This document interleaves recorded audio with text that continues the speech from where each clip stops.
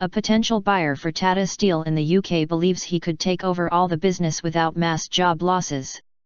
Sanjeev Gupta, the head of the Liberty Group, said he had very encouraging talks with the UK government so far, but there was still a lot of work to do. Mr. Gupta told the BBC he believed jobs at Port Talbot could be saved if at least 700 workers in its blast furnaces were retrained. He now wants detailed talks with Tata and ministers. It comes after the Welsh Assembly was recalled to discuss the crisis on Monday. UK Business Secretary Sajid Javid will travel to Mumbai on Tuesday to meet Tata Chairman Cyrus Mistry to discuss details of the sales process for the firm's UK steel operations. Mr. Gupta, who flew back to the UK on Monday evening, said it was a complicated deal, with a lot of components to it, from pensions to other liabilities. Tata's rolling mills and downstream businesses were relatively easier to tackle, and he believed there was potential for expansion. But he said the steelmaking, heavy end of the business at Port Talbot was much tougher. The hot end is where we want to make the most dramatic changes, he said.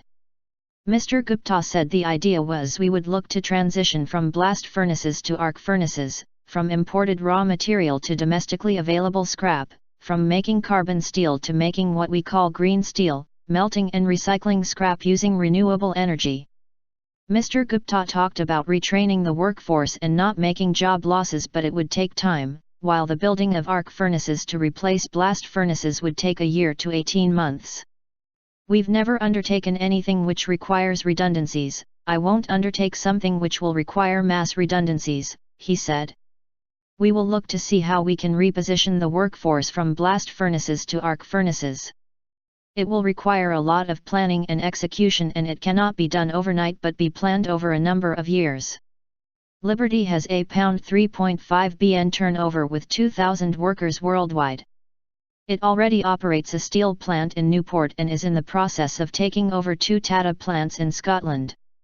Mr. Gupta said the most fundamental thing was to secure the hot end. These blast furnaces were constructed when some of the raw material was available domestically in the UK and also when there was demand in world market. In this excess capacity world, plants based on domestic iron ore or coal are going to be more competitive than plants like Port Talbot. There are many issues which have to be addressed, but they are all addressable.